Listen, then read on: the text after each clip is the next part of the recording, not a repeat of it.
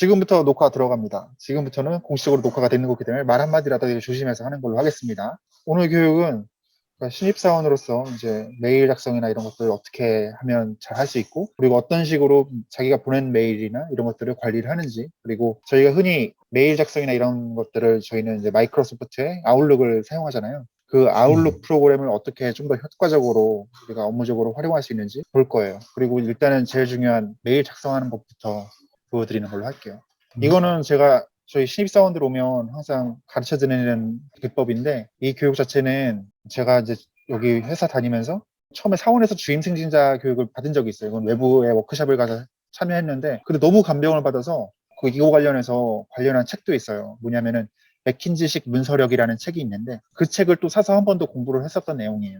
그래서 그 내용에 대해서 한번 보여드리면은, 메일 작성 시에는 항상 우선순위, 그리고 표현의 통일, 내용의 전개 흐름, 그룹핑 이런 것들이 중요해요. 그래서 하나하나 설명을 드리면은, 흔히 결근방이라고 하거든요. 그러니까 메일을 구성할 때 여러분들이 어떤 업무 보고 메일을 할 때 처음에 이제 막막하잖아요. 어떤 내용을 쓸지. 근데 이거는 일종의 수학 공식과도 같아요. 결근방을 기억하세요. 결근방.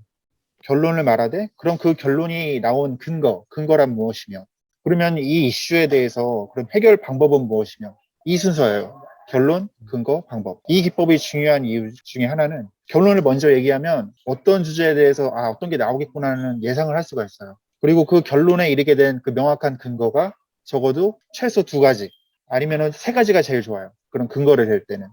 삼위일체라고 하죠. 트리니티. 그 세 가지가 제일 좋긴 한데, 최소 두 가지. 그리고 많게는 한 네 가지, 네다섯 가지인데, 네 개를 넘어가는 건 그렇게 좋지가 않아요. 너무 장황해지니까. 그래서 결론을 이야기하시고, 그런 근거를 또 제시하시고, 그리고 이제 그런 근거에 대한 또 이런 이슈에 대해서 해결책에 대한 방법까지 똑같이 그것도 두 가지 내지 뭐 맥시멈 네 가지 이내로 해서 제시를 해주시면 됩니다. 그래서 이 결근방의 방법 자체가 이 상대로 하여금 내용을 좀 더 또록또록하게 들어올 수 있게끔 하는 기법이고요. 이게 그 공식을 대입해서 쓴 사람의 메일이랑 그렇지 않고 중언부언 막 서술하듯이 쓴 사람의 메일이랑 분명 차이가 있어요. 메일이 안 읽혀요. 그런 사람들의 메일은. 이런 교육이 안 된 채로 그런 메일 작성에 이미 자리 잡은 사람들의 특징은, 메일 내용이 너무 장황해져서 포인트도 어긋나고, 이게 너무 서론부터 길게 말하기 때문에 그 핵심을 파악하기가 너무 어려워진다는 점이 있죠. 그리고 MEC에 대해서 말씀드리면 뭐냐면, mutually exclusive랑 collectively exhaustive라는 내용인데, 아까 말씀드렸던 결론을 이야기하고 근거를 이야기할 때 근거가 최소 두 개에서 네 개까지는 돼야 된다고 이야기를 하잖아요. 그럼 그 근거가 각각의 겹침이 없어야 돼요. 그러니까 우리가 어떤 문장이나 보고서를 쓸 때도 표현이 중언부언 중복되는 것들이 있잖아요. 그런 것들을 피해서 내용을 구성해야 된다는 거죠. 예를 들어서 나 이제 컴퓨터를 구입을 할 거다. 그러면 그 구입해야 되는 그 근거를 이야기해야 되잖아요. 컴퓨터를 구입해야 된다라는 그 근거를 얘기할 때, 내 업무 효율 첫 번째 근거, 내 업무 효율을 극대화시키기 위해. 두 번째 근거, 현재 컴퓨터가 너무 오래됐기 때문에. 세 번째가 최근에 컴퓨터 가격이 많이 저렴해졌기 때문에. 뭐 이런 것들이 있는데, 제가 첫 번째 근거로 말했던 거는 업무 효율을 높여야 되고, 두 번째가 지금 현재 컴퓨터가 너무 느려졌기 때문에 이렇게 얘기를 하고 있어요. 근데 따지고 보면 내 업무 효율을 높이는 거랑 내 컴퓨터가 지금 느려진 거랑 내용이 겹쳐요, 안 겹쳐요? 겹치죠. 그렇죠? 그래서 이 MEC 기법은 다른 게 아니에요. 뭔가 내용을 이렇게 연결을 할 때 그 서로의 겹침이 없게 해야 되는 거예요. 정확히 서로 독립된 이유가 되어야 되는 거죠. 이 개념을 명확히 잡고 갈수록 메일 작성할 때 겹침 없이 갈 수 있다는 거예요. 그러면 좀 더 내용이 깔끔하게 정렬돼서 인지될 수 있는 그런 효과가 있는 거죠. 그리고 이제 그룹핑의 예제를 볼게요. 여기 밑에 보면 구슬박스 보이시죠? 좀 더 크게 해서 볼게요. 이 처음 구슬박스 보시면 구슬이 몇 개인지 모르죠. 그렇죠? 여러 가지 색깔도 몇 개인지 모르겠고. 근데 두 번째 구슬박스 보시면 대충 몇 개인지는 감이 와요. 근데 세 번째 구슬박스를 보세요. 어떤 색깔에 몇 개의 구슬이 몇 개씩 나눠져 있는 게 보이죠? 더 쉽게 보이죠? 이거 약간 인지심리학적인 관점인데, 사람은 기본적으로 심리학적으로 그룹핑하기를 되게 좋아해요. 그래서 지금 뭐 두 분이서 본사에서도 하루 이틀 뭐 교육 받으셨다고 그러는데, 두 분이 처음 대면하셨을 때 어디 사세요? 고향이 어디세요? 어느 학교 나오셨어요? 형제는 있으세요? 이런 것들을 모든 사람들은 처음 보는 사람이나 누구한테나 이렇게 얘기를 한다는 거죠. 그 말인즉슨 우리 본능적으로, 우리 심리적으로 그룹핑하는 걸 되게 좋아해요. 학연, 지연, 혈연 이런 게 왜 있겠어요. 그렇죠? 마찬가지예요. 저희가 어떤 보고를 할 때, 우리 같은 경우는 업무하는 특성상 보고사항들이 여러 이슈들이 있을 거잖아요. 그럼 그 이슈들이 최대한 비슷한 이슈는 그 비슷한 이슈끼리 엮는 거죠. 현지 씨 같은 경우에는 뭐 앞으로 뭐 오딧, 바이오 오딧이 더 되게 잦을 건데 그런 데서 이제 예를 들어서 여러 가지 이슈가 있잖아요. 뭐 소방 관련 이슈가 있고 무슨 비상대피로 관련 이슈가 있고 근로자 PPE 관련 이슈가 있는데 그러면은 그 비슷한 이슈끼리 묶어주는 거죠. 예를 들어서 소화전이 막혔습니다. 어떤 건 또 소화기가 불량 났습니다. 이런 것들이 이슈를 열거해줄 때 최대한 소방 이슈, 소화기, 소화전 이런 거 비슷한 것끼리 묻혀서 같이 함께 두고 그리고 뭐 근로자 뭐 PPE나 막 이런 이슈가 있으면 또 그거대로 이렇게 묶어둬서 함께 모여있게 만드는 거죠. 그러면은 그 내용을 봤을 때 또렷하게 이거는 소방안전 이슈 쪽으로 해서 요런 것들이 이렇게 딱 분류가 되고 요런 것들은 근로자 안전장구 미착용권으로 해서 이렇게 분류가 되고 요런 것들은 근로자 급여 문제 이렇게 해서 이렇게 분류가 되고 또 그런 그룹핑 와중에는 어떤 것들이 더 핵심적이고 더 중요한 이슈인 것들이 분명 있어요. 좀 더 심각한 이슈. 그런 것들은 상단에 올리는 거죠. 보고 내용이 많아지고 내용이 길어지면 사람들이 집중력이 떨어지거든요. 그래서 집중력이 떨어질 때 본능적으로 심리적으로 앞에 거만 먼저 보게 되어 있어요. 그렇기 때문에 항상 메일 보고를 하실 때는 결근방에 입각해서 좀 전에 이야기 드린 MEC도 고려를 하시되 이런 내용의 그룹핑 그럼 그룹핑을 했을 때 그러면 뭘 가장 중요한 이슈로 우선순위에 둘 것인지 이런 것들을 함께 고려하시면 돼요. 그게 이런 개념 정립이 안 되는 상태에서 메일을 쓰려고 하면 일단 첫 번째 메일 쓰기가 버거워지고 두려워져요. 그러면 그렇게 메일 쓰기가 버겁고 두려워지면 보고하는 것 자체를 꺼리게 되죠. 그럼 보고하는 걸 꺼리게 되면 기록이 안 남죠. 그러면 그냥 구두로만 보고하게 되고 그렇게 되면 말로만 하는 건 휘발돼요. 내가 보고한 내 스스로조차도 그걸 다 기억할 수가 없어요. 증빙으로도 안 남죠. 분명 나는 이때 당시에 이런 이슈가 있어서 난 이거에 대한 우려를 전달을 했다. 그때 보고 드리지 않았냐. 증빙이 없는 거예요. 그래서 제가 이걸 제 사원분들한테 강조하는 게 이런 교육이 안 돼서 계속 메일로 안 남기고 그냥 맨날 말로만 했다가 그냥 거절당하고 그분들이 그냥 윗분들이 무시하고 이런 것들이 나중에 문제가 불거져서 수면 위에 떠오르면 결국은 우리 사원들이 뒤집어 쓰게 되어 있어요. 사회생활이라고 하는 게 윗분들이 그렇게 너그럽지 않아요. 너그럽지가 않아. 그렇기 때문에 이런 메일 보고나 이런 것들의 공식을 빨리 체계화해서 자기에 맞게 체득해서 이런 것들을 빨리빨리 그때그때 놓치지 않고 보고해서 기록으로 남기고 자기만의 히스토리를 만드는 게 중요하다는 걸 이야기 드리고 싶은 거죠. 저는 워낙에 그런 억울한 케이스를 당한 걸 너무 많이 봤고 그리고 그런 억울한 케이스를 당할 때 이런 사전 업무적 역량 준비가 안 돼 있는 거예요. 누구나 가르쳐주면 되거든요. 아무도 안 가르쳐주는 거예요. 되게 간단한 수학 공식 같은 건데 부디 이런 부분 오늘 교육 통해서 명확히 인지를 하셔가지고 체화를 하셨으면 좋겠어요. 이거 업무 습관이에요. 지금 습관을 안 들여놓으면 나중에 주임되고 대리되고 지금 들여놓은 습관으로 계속 갈 거거든요. 그럼 그때 돼서도 이제 이런 메일 쓰는 거 귀찮아하고 뭐하고 해버리면은 그게 나중에 독이 돼서 들어오고 본인도 똑같이 자기한테 이런 걸 뒤집어 쓰였던 별로 비정상적인 상사처럼 될 가능성이 높아지는 거죠. 그거가 반복되는 거니까. 그리고 일단은 제가 지금 그룹핑에 대해서 이제 이런 구슬 박스의 이미지로 해서 이렇게 보여드린 건데 이제 일반적인 열거 형태를 볼게요. 나쁜 예를 보죠. 자, 여기 나쁜 예 하이라이트 합니다. 보이시죠? 은지원, 정준하, 김종민, 이수근, 유재석, 박명수, 은지원. 자, 은지원이 두 번 들어갔네. 잠시만요. 은지원 말고 누구였지? 강호동이구나. 은지원, 정준하, 김종민, 이수근, 유재석, 박명수, 강호동. 이렇게 열거됐어요. 나쁜 예예요. 좋은 예로 바꿔볼게요. 이게 나쁜 예고 잠깐 대비를 이루기 위해서 색을게요. 유재석 좋은 예. 유재석, 박명수, 정준하, 강호동, 이수근, 김종민, 은지원. 일단 이름으로 이렇게 해서 분류를 했는데 이게 뭘 비교한 거냐면은 무한도전 멤버들이랑 1박 2일 멤버들을 분류를 한 거예요. 그러니까 우리는 일단은 무한도전이랑 1박 2일 그 예능 프로그램을 잘 안다는 전제에서 제가 이렇게 만든 거고요. 이렇게 되면 좋은 예로 봤을 땐 무한도전 멤버 3명과 1박 2일 멤버 4명으로 이렇게 해서 나이 순으로 이렇게 되어 있구나. 이걸 한 번에 알 수 있죠. 이게 일종의 그룹핑의 예제를 설명을 드리는 거예요. 아까 제가 예제 드린 거는 바이오디 진행했을 때 뭐 소방 이슈라든지 아니면 뭐 PP, 이제 근로자 안전보호구 차르기라든지 뭐 이런 것들 예제를 들어줬다면 좀 더 쉽게 이해하시라고 이런 연예인, 예능 프로그램의 예를 들어서 나쁜 예, 좋은 예를 나눠준 거예요. 지금 두 분 잘 이해하시라고 1박 2일이랑 무한도전 멤버의 예제로 들었는데 그전에는 SES랑 핑클 멤버로 해서 예제를 했었어요. 강조를 안 하는데 아마 SES 핑클 모를까봐 왜냐면 세대 차이가 나기 때문에 그리고 또 한 가지가 있어요. 뭐냐면은 여러분들이 메일을 쓰실 때 고유명사 통일이 되게 중요해요. 문서의 일관성을 갖게 해주거든요. 나쁜 예를 볼게요. 미스터 쏙은 노동부에 들러 사브텍에 MOL에 공식 등록된 칸보유니솔 내부 규정에 대해 상의했습니다. 미스터 쏙이 상의한 내용은 아래와 같습니다. 이거를 좋은 예로 바꿔볼게요. 미스터 쏙은 노동부를 MOL로 통일했어요. MOL에 들러 앞에 미스터 사붓이라고 해서 외국인에 대해서는 이렇게 미스터 붙여서 영문으로 했었잖아요. 근데 위에서는 현지임에도 불구하고 한글로 사붓 이렇게 표현해. 이거조차도 똑같이 통일을 한 거예요. 똑같이 미스터 사붓 그 영문으로. 똑같이 영문으로 통일할 거면 영문으로 통일. 아니면 한글로 통일할 거면 한글로 통일. 여기서는 이제 밑에서는 똑같이 영어로 쓸 건 확실히 영어로 통일을 하고 계속 일관성 있게 간 거죠.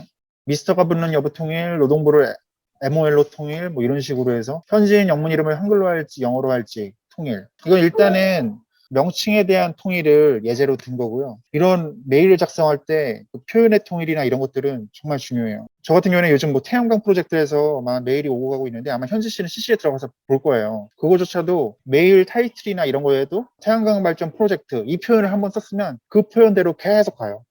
그 표현대로 태양광 발전 프로젝트라는 그 고유명사를 태양광 발전이라고 줄이지도 않고 웬만하면 그 표현 그대로 일관성 있게 가요. 이게 책이나 뭐 이런 것들을 발행할 때도 마찬가지잖아요. 항상 고유명사가 통일되어 있는 부분이거든요. 우리가 인지를 안 하고 보지만 내용이 또록또록하게 잘 들어오는 배경 중에 하나는 그런 명사의 통일화가 있어요. 그리고 마찬가지로 이런 부분도 있죠. 예를 들어서 유니솔비나라고 해서 처음부터 메일상에서 썼으면 끝까지 유니솔비나라고 쓰거나 아니면 처음만 유니솔비나 해서 가로 열고 이하 약어인 USB 이렇게 하기도 해요. 그렇게 약어 USB로 하면 그 밑에는 똑같이 그냥 USB로 통일해서 계속 쓰면 돼요. 이건 유니솔비나 작성하기 싫어서 그냥 그렇게 앞전에다가 이하 USB라고 이렇게 표시를 한 거니까. 이런 식으로 해서 메일 표현 통일이라든지 이런 메일 구성을 할 때 일관성이라든지 이런 것들을 생각을 해주시면 된다라는 거죠. 이제 메일 작성을 하실 때 말씀드린 내용을 다시 한번 짧게 브리핑을 하자면 결근반과 MEC의 원리는 이해하셨죠? 결론부터 네. 이야기하자. 근거를 제시하자. 그리고 이 이슈에 대한 방법도 제시하자. 그런 근거나 방법을 제시할 땐 두 가지나 세 가지 이상 겹치지 않게, 내용 표현 겹치지 않게 독립된 개체로 해서 구성을 하자.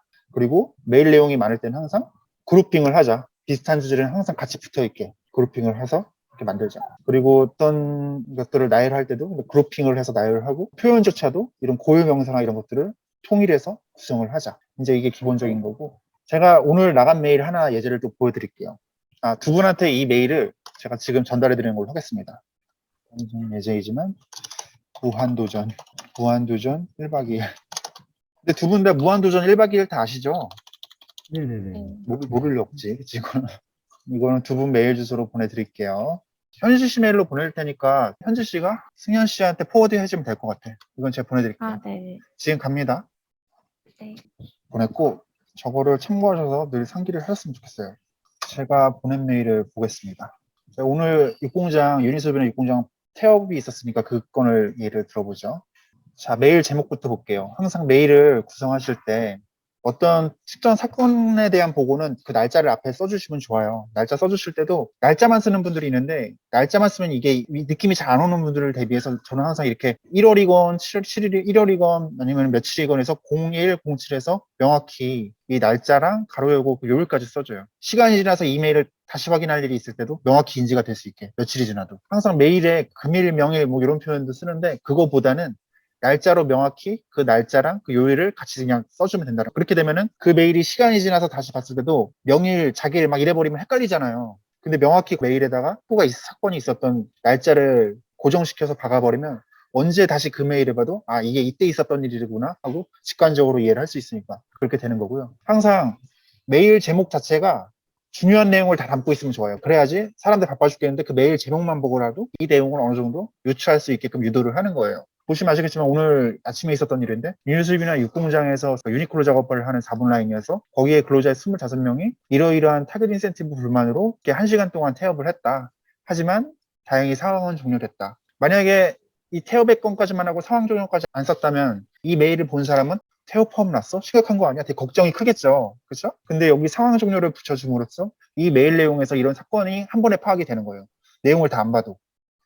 제목이 너무 길어서는 안 되겠지만 보고하는 내용에 핵심적인 내용만 다 들어가면 그 메일 내용을 안 보도 사람들이 내용을 유추할 수 있고 하물며 내용을 보더라도 내용이 또록또록하게 이해가 돼요. 그래서 이거 같은 경우도 이미 상황이 비교적 신속하게 끝났고 공식 기록으로 해서 이제 이런 메일을 쓴 거다라고 이제 강조를 했지만 어떤 일이 있었고 뭐 타겟 인센티브 기준을 결국 변경된 걸 애들이 늦게 알아서 이런 불만이 생겼다라는 이제 그런 내용인데 이제 그거에 대한 맨 처음에 앞쪽에 결론과 그런 배경 설명 간단히 설명해줘서 이런 핵심 요약을 만들고 솔직히 바쁘신 분들은 핵심 요약만 봐도 알 수 있게끔 메일 내용을 구성을 하는 거예요. 그리고 당신이 만약에 더 알고 싶다면 여기 있는 참고 정보를 봐라. 그래서 그 참고 정보나 이런 것들을 더 구체적인 상황을 얘기를 해놓은 거고, 유니소비나 같은 경우에는 이런 상황이 발생된 데 대한 배경은 지난 금요일 12월 31일에 있었던 3차 부스터 접종 때문에 그런 건데, 그러면 그때 있었던 일은 또 어떻게 증빙을 하느냐. 저 같은 경우에는 그때 또 진행된 또 이런 첨부 메일로 당시에 또 보고 메일이 있어요. 그러면 이런 것들이 습관으로 쌓였기 때문에